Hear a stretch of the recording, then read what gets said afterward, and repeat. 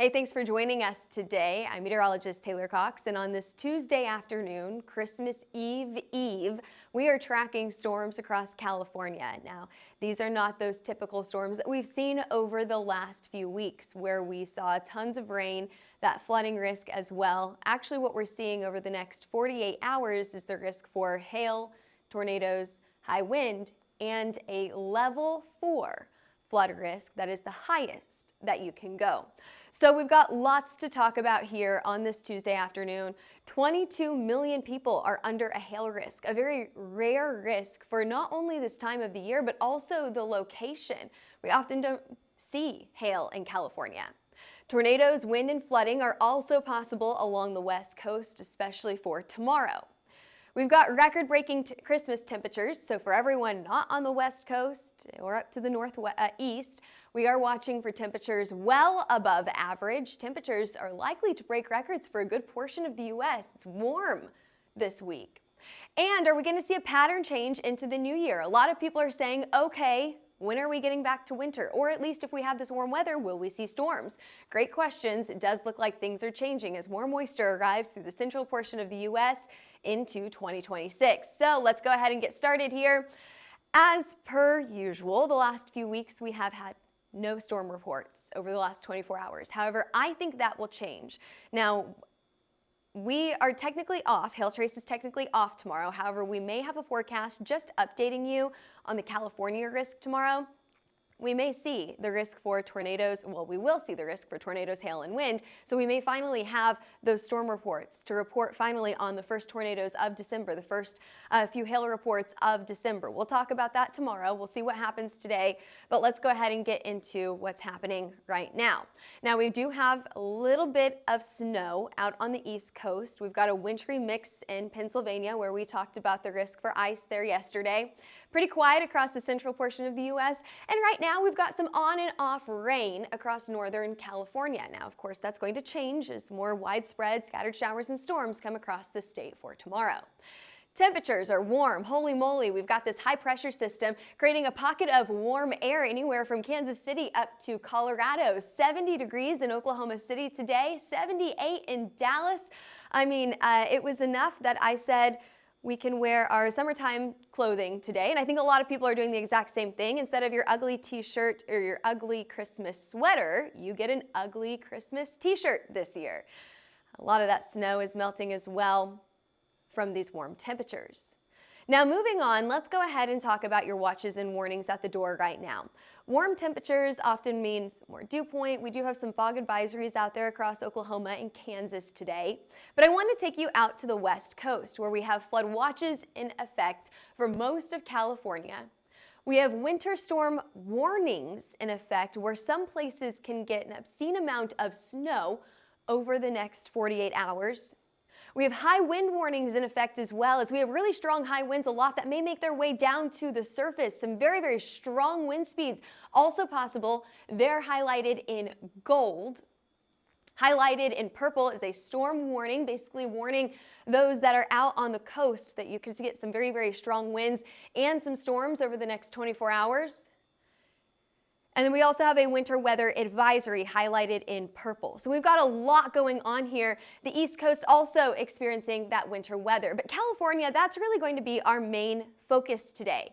Let's go ahead and take a look at your significant hail model. It's trying to bring storms into the central portion of the U.S. That's not going to happen. Not going to happen there. Not worried about that. Don't focus on Oklahoma and Texas. Look out into California, where we are seeing a very rare risk for hail. Look at this as we have some of these yellows moving into the valley here in between the mountain ranges right here. That's whenever we could start to see a little bit of hail moving in on Wednesday. Look at this.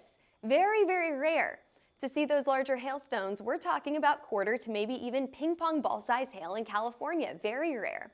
So let's take a look at the hail risk right here. Highlighted in yellow, we're talking about from Sacramento to Fresno. Maybe an extremely low risk from San Francisco all the way down the West Coast, but a better risk highlighted here in yellow. We are keeping that risk level low, indicated here in those green icons. Basically what that means is that most of these storms are going to have heavy downpours, the risk for a spin-up tornado, A few of them will have hailstones, most of the time smaller than the size of a quarter, but every now and then could get as large as a ping pong ball size hail. So let's see that max hail size. I kind of already gave it away. Ping pong ball size hail for your max hail size. I've talked about that tornado risk as well. We have a level 1 tornado risk for a few spin-up tornadoes anywhere from San Francisco, really all of the west coast here. As those storms come off of the Pacific Ocean and onto the coast, they're going to be strong. They're going to weaken as they get into this mountain range right here. However, going over the mountain range and back into the valley, that's whenever we see storms strengthen once again. And we have another chance for tornadoes anywhere from Sacramento all the way down to Fresno. And then as storms continue to track to the west, they're going to weaken once again, mitigating that severe weather risk, however, enhancing that winter weather risk, which is the reason for winter storm warnings in this area. Wind forecast, very, very similar here. 60 to 70 mile per hour wind gusts are possible from storms tomorrow.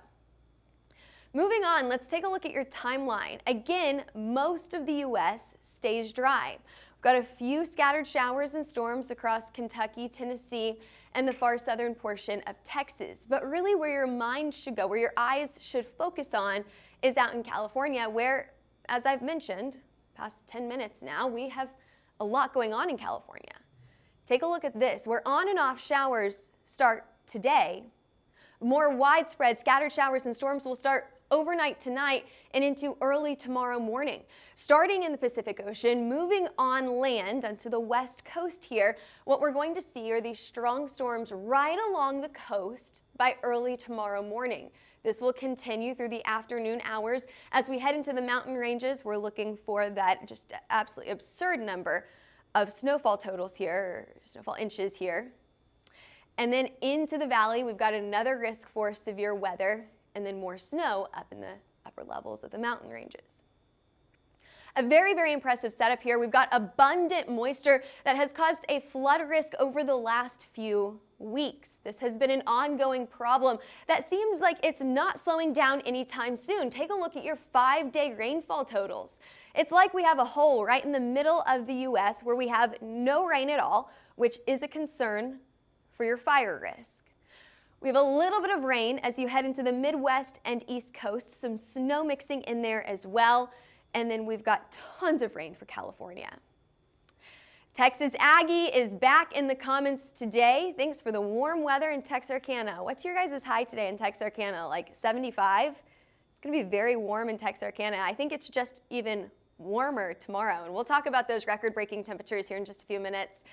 As always, obviously, we talk about a lot of places across the U.S., so comment where you're watching from, and we'll try to tailor this forecast to where you guys are watching from. In the meantime, we'll continue to really focus on California. So you can see that there's some areas highlighted here in pink, which shows that we could see, or purple, that shows that we could see over 5 inches of rain. And actually, the National Weather Service and Storm Prediction Center has warned of upwards of 10 inches of rain in just a very small time period tomorrow. That really is focused around the Los Angeles area. So what we're watching for here is a level 4 out of 4 flood risk in this area. We haven't had a ton of rain so far. However, I want to get to your flood outlook here and really break this down for you. Today, we have a level 2 risk from San Francisco all the way down the coast to Los Angeles.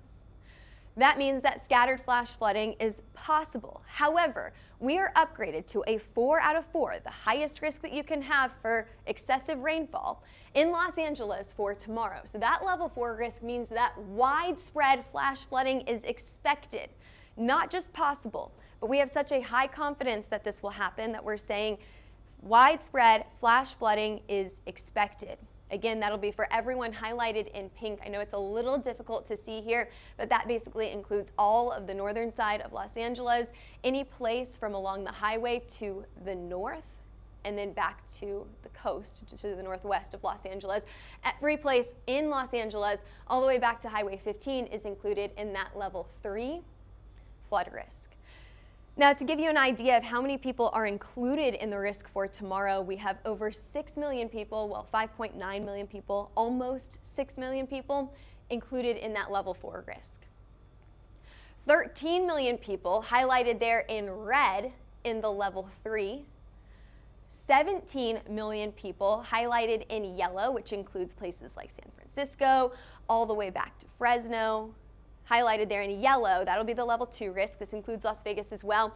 And then about 8 million people highlighted there in green with that level 1 flood risk. So all in all, we have a ton of people, millions and millions of people included in the flood risk for tomorrow. Once again, we see a flood risk for Thursday, but we finally see that start to relax on Friday.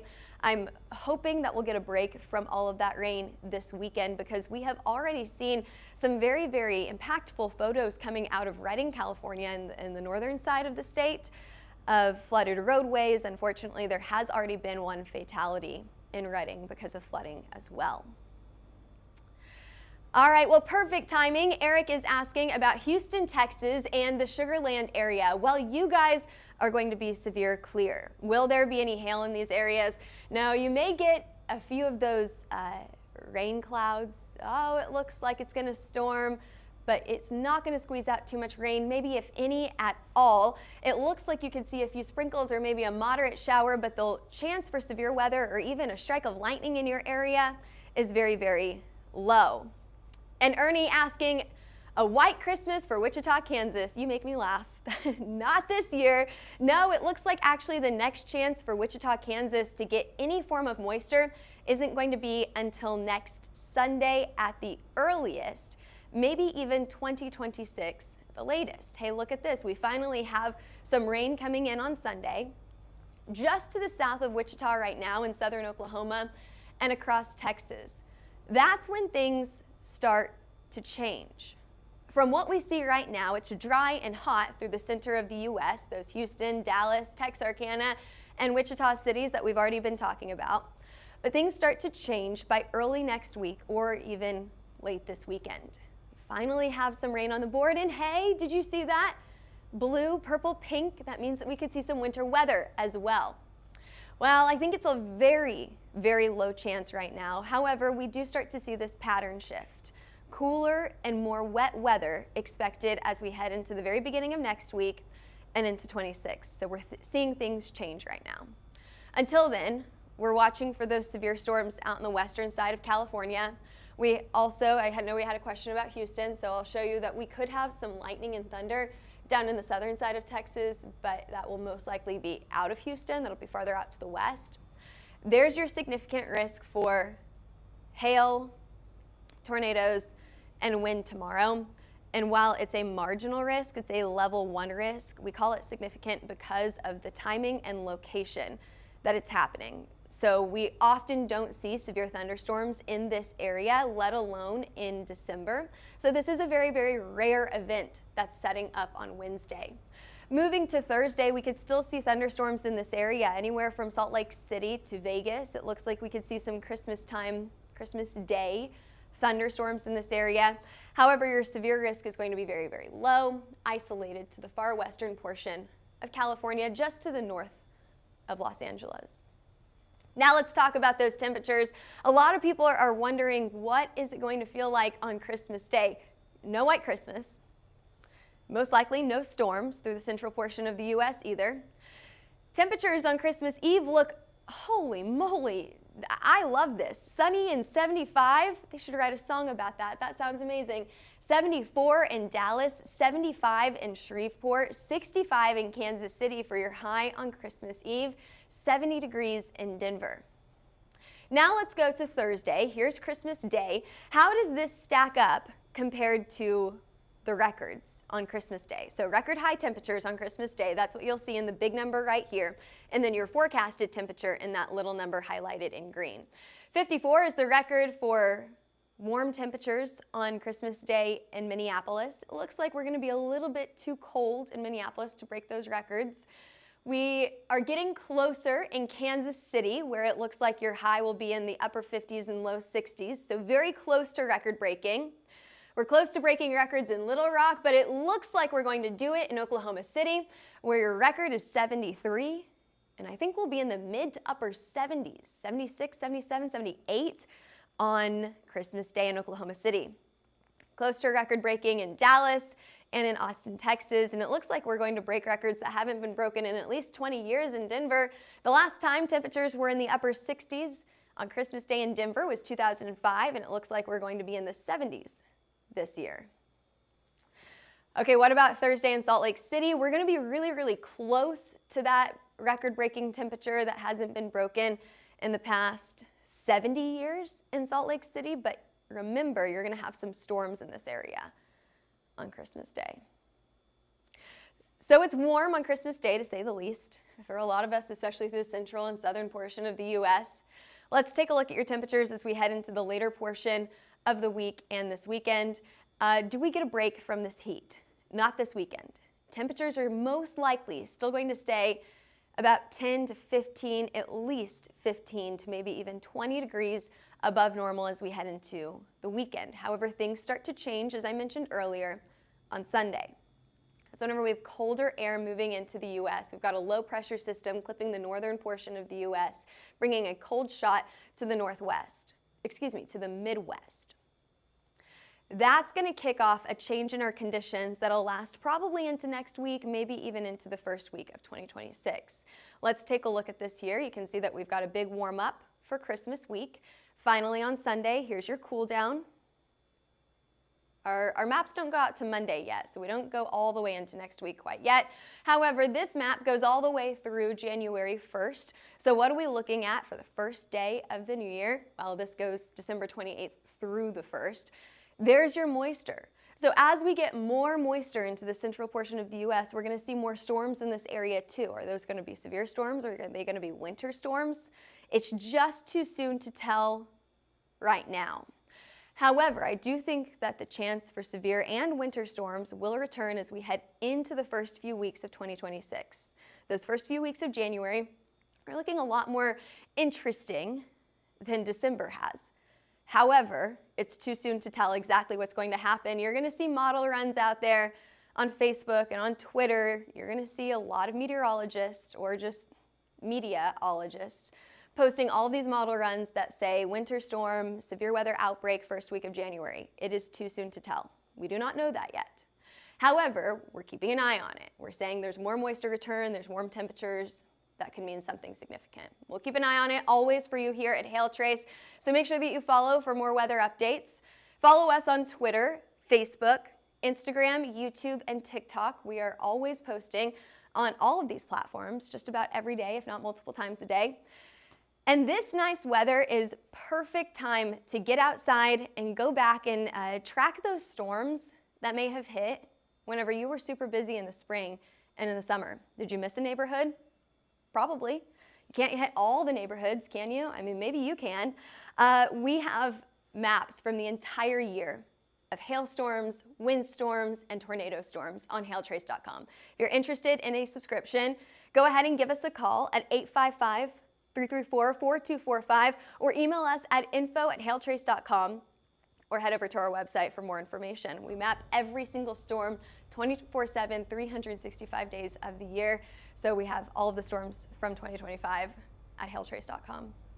Thanks for joining us today. I'm meteorologist Taylor Cox, and we'll see you back here same time, same place for your